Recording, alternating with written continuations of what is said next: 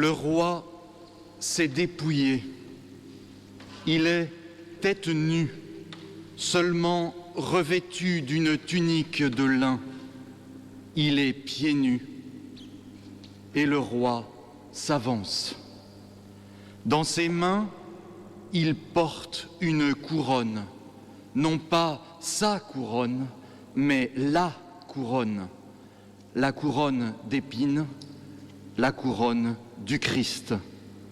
Saint Louis s'avance, entouré de ses barons, du peuple en liesse et du clergé qui porte sur ses épaules toutes les reliques des saints conservées à Paris.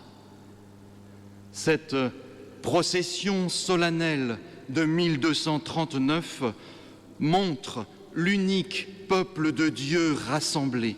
Il y a à la fois les reliques des saints, c'est-à-dire les membres de l'Église qui sont déjà entrés dans la gloire, et il y a aussi ceux qui sont encore dans l'Église, dans sa condition terrestre, le roi et le peuple de Paris.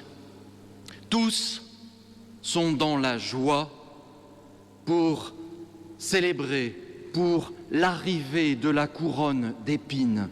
Et cette arrivée montre que le Christ, Dieu, est présent au milieu des hommes.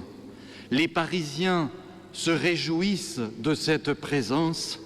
Ils espèrent du Christ présent au milieu d'eux, protection dans les épreuves, et ils lui demandent le salut.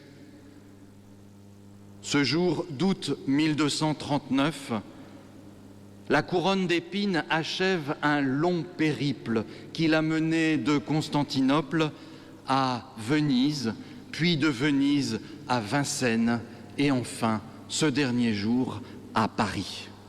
Et si le peuple de Paris se réjouit en accueillant l'insigne relique de la Passion, c'est parce qu'il a reconnu celui qui a porté cette couronne, l'unique pasteur, le Christ.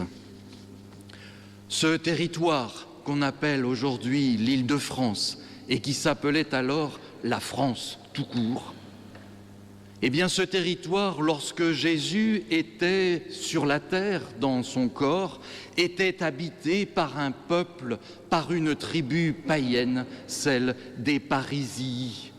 Et au XIIIe siècle, l'arrivée de la couronne d'épines provoque la joie des Parisiens parce qu'ils ont entendu la voix du Seigneur portée par ses apôtres, comme elle l'a été par Pierre.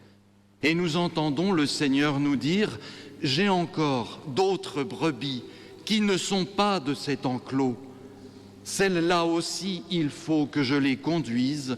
Il y aura un seul troupeau et un seul pasteur. » Et nous, il nous revient de recevoir à notre tour le roi de gloire, le Messie crucifié. Nous, les descendants de ceux dont la conversion provoque l'étonnement, voire la révolte ou au moins la contradiction parmi les disciples, nous donc, comment recevons-nous le Seigneur qui vient nous visiter dans sa parole, dans l'Eucharistie, dans notre chambre bien close quand nous prions, dans notre cœur?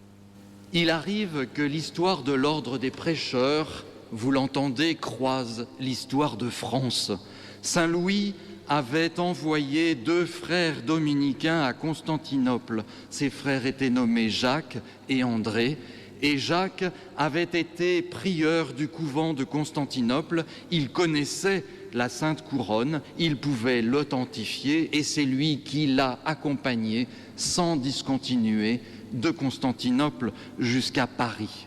Et pour remercier les frères de ce service, Saint Louis a donné aux dominicains une des épines de la couronne. Aussi, le 4 mai, chaque année, l'ordre des prêcheurs célèbre en mémoire de cet événement le Seigneur dans sa passion.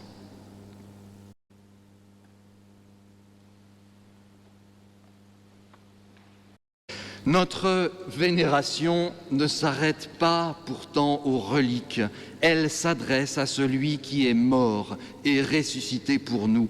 Il est le bon berger qui donne sa vie pour ses brebis, il n'est pas un mercenaire. Nous ne sommes pas dignes de recevoir un tel roi de gloire, pas plus que Paris n'était digne de recevoir la couronne d'épines. Mais lui qui a souffert la passion pour nous, il est digne d'entrer chez nous. Et quand il entre, il nous sauve et nous console.